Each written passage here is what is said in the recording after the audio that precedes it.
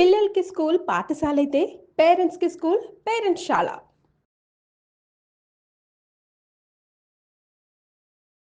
వాగర్థావివ సంపృక్తౌ వాగర్థ ప్రతిపత్తయే జగతః పితరౌ వందే పార్వతీ పరమేశ్వరౌ.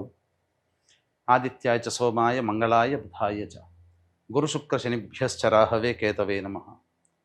శృంగేరి జగద్గురు పీఠాధిపతులకి, కంచి పీఠాధిపతులకి నమస్కారములు తెలియచేసుకుంటూ కార్యక్రమాన్ని ప్రారంభిద్దాం. జూలై నెల 16వ తారీఖు నుంచి 31వ తారీఖు వరకు ద్వాదశ రాశుల వారికి సంబంధించినటువంటి శుభ అశుభ ఫలితాలు, ఏ రోజుల్లో మానసికంగా ఆనందంగా ఉంటారు, ఏ రోజుల్లో అసంతృప్తి ఆందోళనతో ఉంటారు, అలాగే ఏ రోజుల్లో ఖర్చులు ఎక్కువగా ఉంటాయి, ఏ రోజుల్లో ఆదాయ మార్గాలు ఎక్కువగా ఉంటాయి, ఉద్యోగ సమస్యలు, ఇలాంటి వివరాల గురించి క్లుప్తంగా తెలియజేసే ప్రయత్నం చేస్తాను.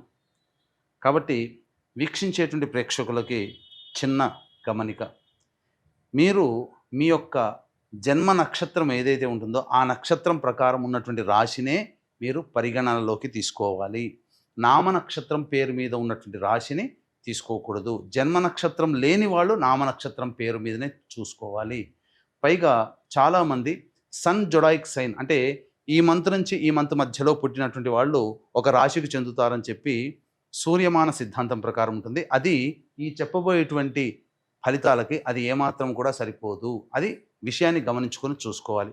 కాబట్టి జన్మ నక్షత్రము, జన్మ రాశి లేదా ఈ రెండు లేకపోతే నామ నక్షత్రము, నామరాశి మీద ఉన్నటువంటి వివరాలనే మీరు ఆ రాశి ప్రకారమే చూసుకుంటే మీకు రమారమిగా మీ ఈ చెప్పబడిన ఫలితాలు మీకు సరిపోతాయని చెప్పవచ్చు.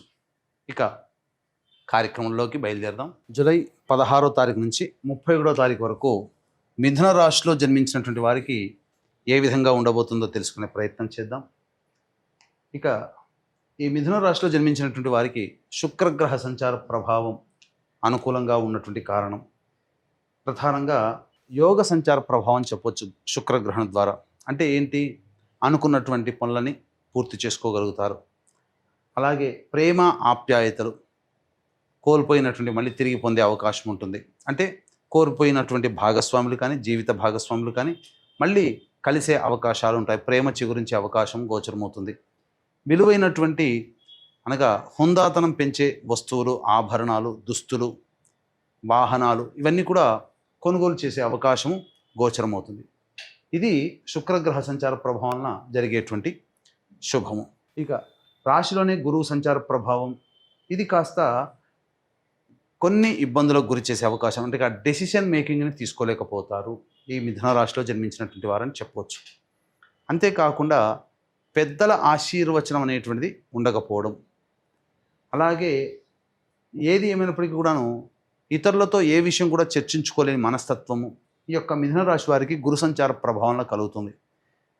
ఇక్కడ జరిగేటువంటి నష్టం ఏంటంటే ప్రతి దాంట్లో కూడా మనకన్నీ తెలుసు, మనమే గొప్ప, మనకు మించి ఎవరు లేరు అనే భావంలో ఉండడం వల్ల చాలా మటుకు మంచి అవకాశాన్ని కోల్పోతారు. కాబట్టి వాస్తవ సమయానికి తగ్గట్టుగా, సందర్భానికి తగ్గట్టుగా ప్రవర్తించినట్లయితే గురుగ్రహ దోషము తగ్గుతుంది. మీకు తెలిసిన జ్ఞానాన్ని, మంచిని ఇతరులకి పంచండి. తప్పకుండా గురువు ఇచ్చేటువంటి నెగిటివ్ ఫలితాలు తగ్గుముఖం పడతాయి. ఇక ద్వితీయ స్థానంలో రవి యొక్క సంచారము, ఇది ఉద్యోగంలో లేదా వ్యాపారంలో, వృత్తిలో జరిగేటువంటి కొన్ని తప్పుల వల్ల ధన నష్టం కలిగేటువంటి అవకాశం ఉంటుంది. కాబట్టి జాగ్రత్తలు పాటించండి. ఇక బుధగ్రహ సంచార ప్రభావం అనుకూలంగా ఉన్నటువంటి కారణం చేత కుటుంబ వ్యవహారాల్లో ఉన్నటువంటి ఇబ్బందులు తొలగిపోతాయి. కుటుంబ సభ్యులతో ఆనందంగా మీరు విహారయాత్రకు వెళ్ళే అవకాశం కూడా గోచరమవుతుంది. మనస్సు ప్రశాంతంగా ఉంటుంది. అన్ని విధాలుగా యోగంగా ఉంటుందని చెప్పవచ్చు. ముఖ్యంగా ధనపరమైనటువంటి సమస్యల్ని తీర్చుకుంటారు. కుజగ్రహ సంచార ప్రభావం, కేతుగ్రహ సంచార ప్రభావం మీకు సంతోషాన్ని, ఉత్సాహాన్ని, అదేవిధంగా అన్ని విషయాలలో విజయాన్ని మీకు కలగజేస్తుంది. అన్ని విధాలుగా ఆనందదాయకంగా ఉంటుంది. కాకపోతే మాసాంతంలో 29, 30, 31 తేదీల్లో వాహన ప్రమాదములు జరిగే అవకాశం ఉంటుంది. కాబట్టి జాగ్రత్తలు పాటించండి ముఖ్యంగా. అలాగే తల్లిగారి ఆరోగ్యం పట్ల కూడా శ్రద్ధ వహించాలి. వాహనానికి సంబంధించినటువంటి కొనుగోలు అమ్మకాలు, స్థిరాస్తులకి సంబంధించినటువంటి అమ్మకాలు జరిగే అవకాశం ఉంటుంది. ఇక రాహుగ్రహ సంచార ప్రభావము ఇది కొంతవరకు యోగము అవయోగం అంటే మిశ్రమ ఫలితాలు రాహు ఇస్తాడు. శని కంటక శని దోష ప్రభావము మరి వక్రీకరించినటువంటి కారణం చేత నవమ స్థానం కూడా. కాబట్టి ఈ సమయంలో తండ్రి గారి ఆరోగ్యం పట్ల శ్రద్ధ వహించాలి. ఇది ఈ మార్పు 13 జూలై నుంచి గోచరమవుతుంది కాబట్టి జాగ్రత్తలు పాటించండి. ఏ తర్వాత మీకు ఒక రవి మరియు గురువు ఈ 2 గ్రహాలు తప్ప మిగతా గ్రహాలన్నీ కూడాను అనుకూలంగానే ఉండబోతున్నాయి. కాబట్టి అన్ని విధాలుగా యోగదాయకంగా ఉంటుందని చెప్పవచ్చు.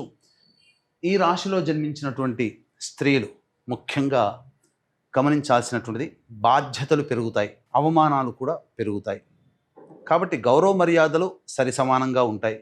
అగౌరవపరిచేటువంటి సంఘటనలు చోటు చేసుకుంటాయి. మిమ్మల్ని ఉపయోగించుకోవడానికే ఇష్టపడతారు తప్ప మిమ్మల్ని దగ్గర పెట్టుకొని మిమ్మల్ని గౌరవంగా చూడడానికి ఇష్టపడరు.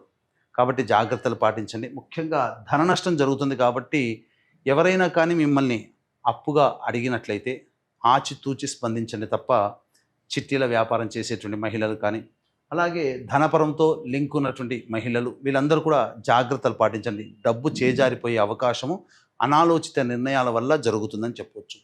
ఇక ఈ రాశిలో జన్మించినటువంటి గర్భవతులు ఎవరైతే ఉంటారో వాళ్ళకి చక్కటి శుభమైనటువంటి యోగ కాలంగా చెప్పవచ్చు. అలాగే సంతానం కోసం ఎదురు చూసేటువంటి వ్యక్తులకి మంచి శుభవార్త వింటారని చెప్పవచ్చు. ఈ రాశిలో జన్మించినటువంటి విద్యార్థినులు చక్కగా అనుకున్నటువంటి విద్యా సంస్థల్లో ప్రవేశాన్ని పొందుతారు. ఏ తర్వాత ఓవరాల్గా ఈ రాశిలో జన్మించినటువంటి విద్యార్థులు కానీ విద్యార్థినులు కానీ చక్కగా ఈ సంబంధించినటువంటి కోరుకున్నటువంటి యూనివర్సిటీలో ప్రవేశం లభించే అవకాశం ఉంటుంది. వివాహ సంబంధములు ఏవైతే కుదుర్చుకోవాలని చూస్తున్నారో వాళ్ళకి వివాహ సంబంధాలు కుదిరే అవకాశం కూడా మంచిగానే కనబడుతుంది. కాబట్టి ప్రయత్నం చేయండి. మూఢాలు కూడా వెళ్ళిపోయాయి కాబట్టి ప్రయత్నం చేస్తే తప్పకుండా వివాహ సంబంధాలు కుదిరే అవకాశం గోచరమవుతుంది. ఇక ఏ తర్వాత శుభ అశుభ మిశ్రమ ఫలితాల కంటే శుభమైన ఫలితాలే ఎక్కువగా ఈ మిథున రాశిలో జన్మించినటువంటి వారికి కలుగుతున్నాయని చెప్పవచ్చు. ఇక రోజువారీ కార్యక్రమాలలో భాగంగా 16 నుంచి 37 వరకు ఆదాయ వ్యయాలు, శుభము, సంతోషము, కష్టము, నష్టముల గురించి తెలుసుకునే ప్రయత్నం చేద్దాం. 16వ తారీఖు రోజున అనుకున్నటువంటి అన్ని విధాలుగా అన్ని రంగాలలో ఉన్నటువంటి వారికి మంచి శుభ ఫలితాలు కలుగుతాయి. అందులో సందేహం లేదు. ధనపరమైనటువంటి సమస్యలు కూడా తీరుతాయని చెప్పవచ్చు. ఇక 17, 18 తారీఖుల్లో కనుక చూసుకున్నట్లయితే ఖర్చులు అధికంగా ఉంటాయి, ప్రశాంతత లోపిస్తుంది. మీరు ఏవైతే ప్రేమ ఆప్యాయతలు చూపిస్తారో ఎదుటి వాళ్ళ నుంచి మీరు పొందలేకపోవడం వల్ల కొంత మానసికమైనటువంటి క్షోభకి గురయ్యే అవకాశం ఉంటుంది. అలాగే దూర ప్రాంత ప్రయాణాలు గోచరమవుతున్నాయి. అనవసరమైన ఖర్చులు కూడా ఉంటాయి. ఏ పని చేయాలన్న ఆసక్తి ఉండదు. టెన్షన్ లైఫ్ని గడుపుతారని చెప్పవచ్చు. 19, 20వ తారీఖులో పెండింగ్లో ఉన్నటువంటి పనులని పూర్తి చేసుకుంటారు. అలాగే విందులు వినోదాల్లో పాల్గొంటారు. ఒక బాధ్యతల్ని కంప్లీట్ చేసుకున్నామనేటువంటి ఆలోచనతో ఉంటారని చెప్పవచ్చు. 21, 22 తేదీల్లో ప్రధానంగా చేస్తున్నటువంటి వృత్తి ఉద్యోగ వ్యాపారాల్లో కొన్ని మిస్టేక్స్ జరుగుతాయి. తద్వారా కొంత అవమానకరమైనటువంటి స్థితిలో ఉంటారని చెప్పవచ్చు. కుటుంబ సభ్యులతో వాగ్వివాదాలు పెరుగుతాయి. అన్ని విధాలుగా కాస్త జాగ్రత్తగా ఉండాల్సినటువంటి పరిస్థితి. లౌక్యముగా వ్యవహరించాలి. ఇక వీక్షించేటువంటి ప్రేక్షకులు కూడా శివాజ్ఞ వల్ల కాశీక్షేత్రంలో ఈ మంత్లో ఉండడం జరుగుతుంది. కావున తండ్రి వైపు 3 తరాలు, తల్లి వైపు 3 తరాల్లో మరణించిన వారి ఆత్మతృప్తి కోసం ఈ ఆషాఢ అమావాస్య పునరుసు నక్షత్రం కలిసినటువంటి జూలై 24వ తేదీన చేయించడం జరుగుతుంది. అవకాశం అంటే పిండ ప్రదాన కార్యక్రమం మీ యొక్క కుటుంబ సభ్యుల గోతనామాదులతో చేయించుకోవచ్చు. ఎందుకంటే మిగతా ఎక్కడ చేసినా కాశీక్షేత్రంలో చేయడం చాలా విశేషం.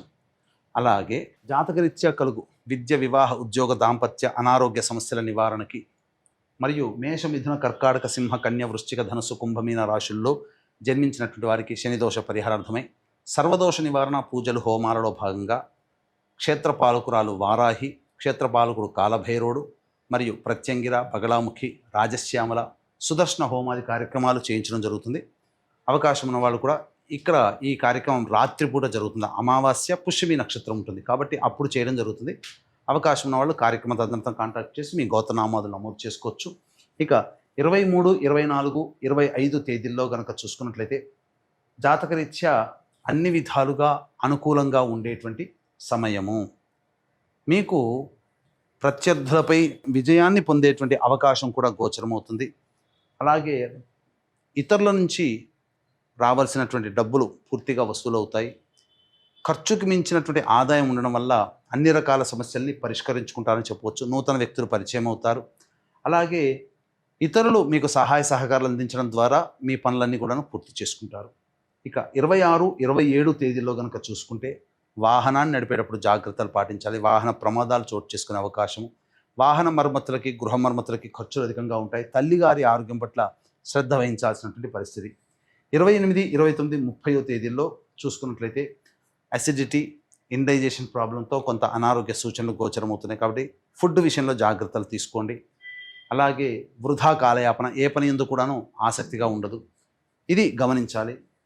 31వ తారీఖు రోజున మీరు కోరుకున్నటువంటి ధనము మీకు లభిస్తుంది. ఖర్చులకి తగినటువంటి ఆదాయం లభించడం ద్వారా సమస్యల నుంచి చాలా మటుకు బయటపడతారు. సంతోషంగా విందుల వినోదాల్లో పాల్గొంటారని చెప్పవచ్చు.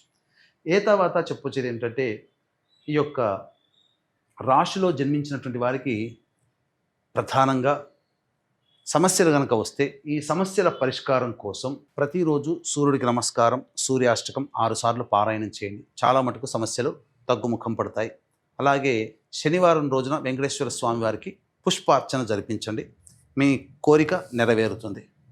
ఇక ఇప్పుడు చెప్పినటువంటి సమస్యల కంటే ఇంకా ఎక్కువగా విభిన్నంగా మీరు సమస్యలు ఎదుర్కొంటున్నట్లయితే దగ్గరలోని మంచి ఉపాసనా పరులైనటువంటి జ్యోతిష్యుని సంప్రదించి వారి సలహాలు, సూచనలు తీసుకునే ప్రయత్నం చేయండి. కాశీ విశ్వేశ్వరుని ఆజ్ఞ ప్రకారం కాశీలో ఉండడం జరుగుతుంది. 24వ తారీఖు అమావాస్య సందర్భంగా పొద్దున పూట ఈ పిండ ప్రదాన కార్యక్రమం బ్రాహ్మణుని కర్తగా పెట్టి చేయించడం. అలాగే రాత్రిపూట అమావాస్య పుష్యమి నక్షత్రం ఉంటుంది కాబట్టి సర్వదోష నివారణ పూజలు, హోమాలు అవకాశం ఉంటే ఆ కార్యక్రమంలో నమోదు చేసుకునే ప్రయత్నం చేయండి. సర్వం శ్రీ ఉమామహేశ్వర పరబ్రహ్మార్పణమస్తు.